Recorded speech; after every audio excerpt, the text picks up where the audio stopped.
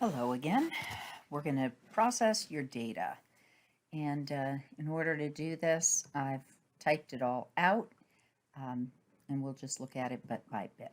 Okay, so this is the same thing that I spoke to you about beforehand and that you did in lab. We're taking iron 3 plus solution, iron 3 nitrate. The nitrates don't do anything, they just kind of swim around. And we're taking potassium thiocyanate, and the potassium doesn't do anything. Obviously, it's a neutral, but the thiocyanate combines with the iron 3 plus to give us this colored complex ion. Okay, so we talked about that before, and you've used Beer's law in order to analyze the various samples you've done. Okay, so what you did first was determine the standard curve, and you did 5 different samples for that. Remember, you calculated your dilute iron nitrate solution. I'm not going to redo those things, they're in the concept video.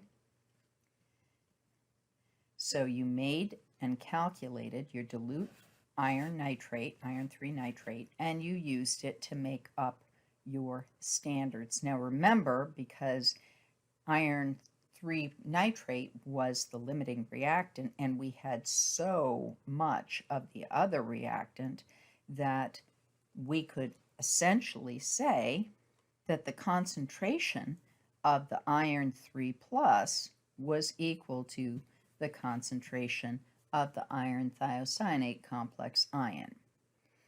We could say this because we had a tremendous excess of the thiocyanate, which pushed the equilibrium way over to the product side so that it's almost exactly the same concentration. And we figured out these concentrations last time in the concepts video. So you should have had all of this filled in, and then you read your absorbances at 450 nanometers for these solutions. When you got done that, you should have plotted yourself. I've done this on Excel so that I could actually put it in the midst of the lab report. You should have plotted yourself a graph. And for this title of this chart, you could have, or this graph, you could have something along the lines of determining eta for a plot of absorbance versus concentration for iron thiocyanate at 450 nanometers. But anyway, you can title it what you want. The thing that was really important about this graph was, first of all, to see that it was a pretty good straight line. I don't know why my pen is moving. Our correlation was 0.9931, and that's pretty good. Anything above 0.99 means you have a pretty good straight line. Remember, we were solving for y equals mx plus b, where y was the absorbance, x was the concentration, b was the y-intercept, and m was our eta, and that's what we were looking for. We were looking for the equation of this line, and that's what we found right here. So now that we have found the equation of the line, and we wrote in our Beer's law and the eta, we could also at this place write absorbance equals 12,510 concentration minus 0.0181, which was our y-intercept. So this is what our actual equation was, again with the slope being 12,510. Now, we have used our standard curve, we have determined the molar absorptivity, we have determined the error, we've now are going to be able to use this with our unknown samples simply by preparing our unknown samples the exact same way you prepared your knowns and measuring their absorbance. When you measure their absorbance by rearranging this equation, you have absorbance plus that y-intercept divided by 12,500 for your molar absorptivity is going to give you your concentration. So simply by having done this standard curve, finding your molar absorptivity, finding your little bit of error, you can take the absorbance of an unknown solution of iron thiocyanate and figure out its concentration. Okay, so where did we do that? Well, we're going to have to go back up here. And I won't take you all the way back to the top, but here in data table 2, for each of these test tubes, we wrote down what our absorbance was at 450.1 nanometers. And that's actually 6.2. That was a typo. So now that we had that,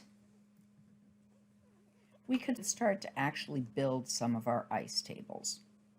Okay, so let's come down here. In order to build our 6 ice tables, we had to have initial concentrations.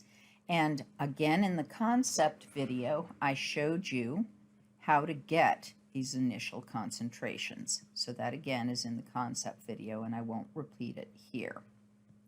So you found your initial concentrations of both your iron 3+ and your thiocyanate.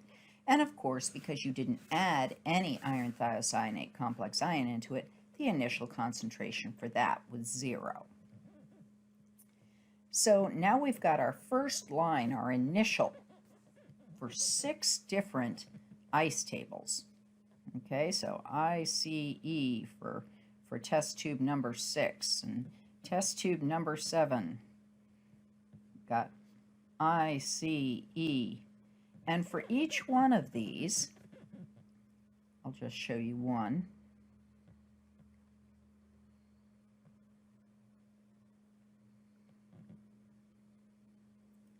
For each one of these, in your first line,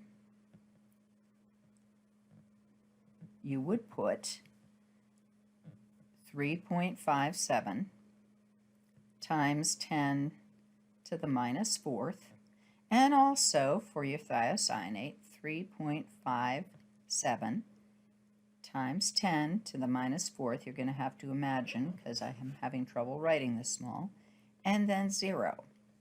And then for ice table number 2, you can fill in,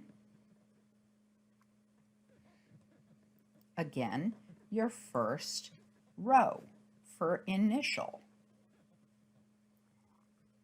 And it will be 0, and this is test tube 7, so 3.57 times 10 to the minus 4th.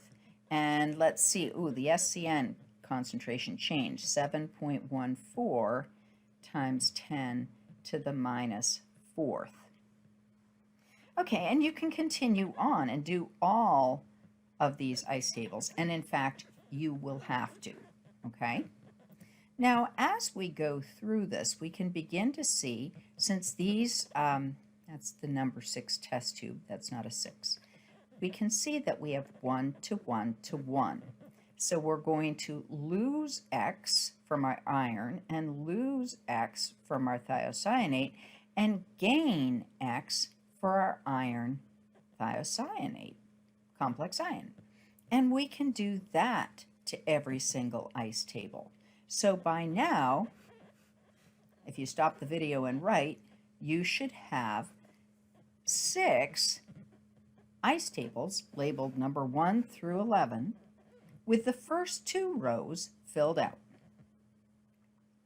Now, in order to find K equilibrium, of course, which is the point of this, we have to have the concentration of iron thiocyanate complex ion at equilibrium divided by the concentration of iron 3 plus, and thiocyanide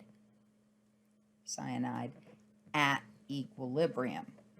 So what we need here is this row for all of them. We've got a good start. We know our initial concentrations. We know we're subtracting X, but we have to have that equilibrium concentration for each one of those ice tables. So let's see, what are we going to do? Well, I added a column to this particular data table, number 4, and I wrote in our equation of a line from the graph that I did, and then I wrote how I was going to find concentration by rearranging this. Okay, so absorbance plus 0.0181 divided 12,510. So I did that. I took the absorbance, just plugged it in here, and I got the concentration and put it down there. Test tube 7 did the same thing. Absorbance up here, found the concentration and put it down there. And I did that for all 6 of these test tubes. So now I have, and I want you to notice, I have the equilibrium concentration of iron thiocyanate. Of course I would. I made these solutions, I mixed them up really well, I let them react. Once they obtained equilibrium, that's when I measured them.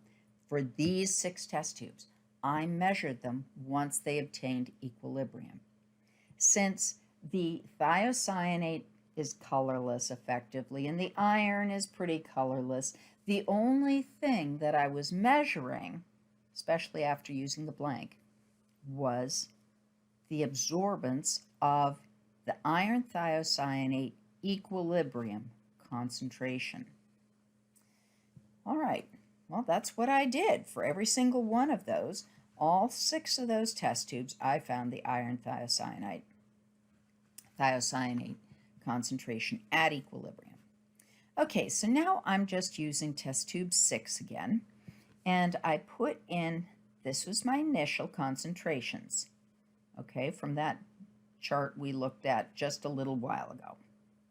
And then we said right up here that we had 6 of these ice tables mostly done, right?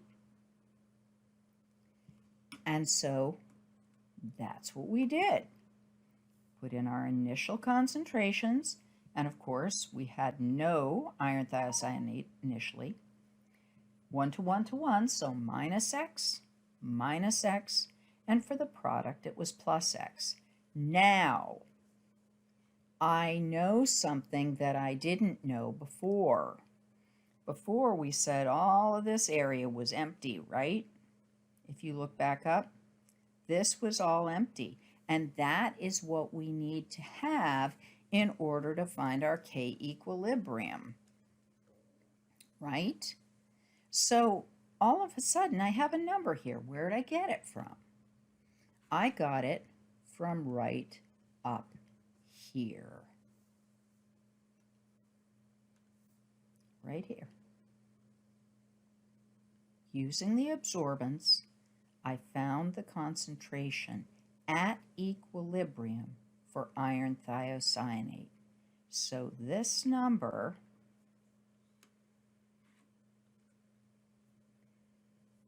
came right down and filled in here.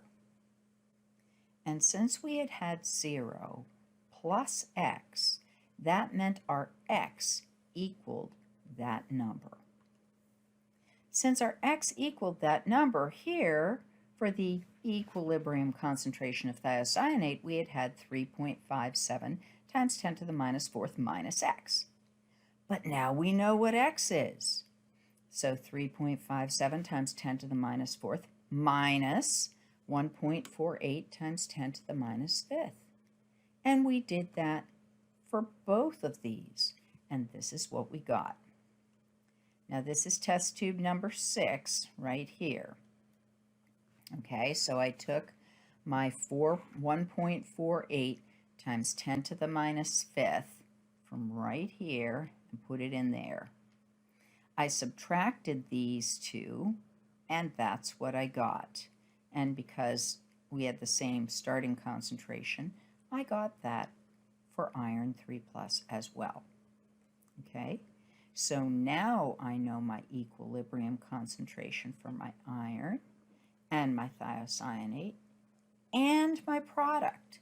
So now I can fill in my K equilibrium. I needed that iron thiocyanate concentration, and I have it right there. I needed my iron, this is at equilibrium, 3+ concentration, and I have it right there. And last, I needed my SCN minus thiocyanate at equilibrium concentration, and I have it right there. So now I can go ahead and do all this work, all 6 of those ice tables, the exact same way we just did that, and I can fill in each one of these compartments in this table. Now remember, you're going to need to make 6 ice tables, one for each of these non-standard curve test tubes. Test tube 6, 7, 8, 9, 10, and 11. We started ours for number 6 and for number 7, and we got the first 2 rows in. The last row, remember, has to come from this data table 4, where you calculate your concentration from the absorbance. And this comes from your graph, not mine, your graph, your standard curve, not mine. Okay? So your graph and your standard curve. Once you have gotten each of these 6 X's, your final equilibrium concentration for iron thiocyanate, remember each one of these equals X. So you can go ahead and finish filling in all of your ice tables and find your K equilibrium for every single one. Okay, which I did, and I found that the first one was a little bit high and the rest were a little bit low, but my average ended up not too bad. Not too bad for doing this in like 10 minutes. Not too bad. Down here, this is just the summary. You're going to write out the reaction that I think I've written 20 times now. The equilibrium constant expression, the one that I just wrote above, K equilibrium equals. And finally, your experimental equilibrium constant value, you're just going to write again down here. Okay? So that's how we're going to do that. And if you have any questions, you can email me.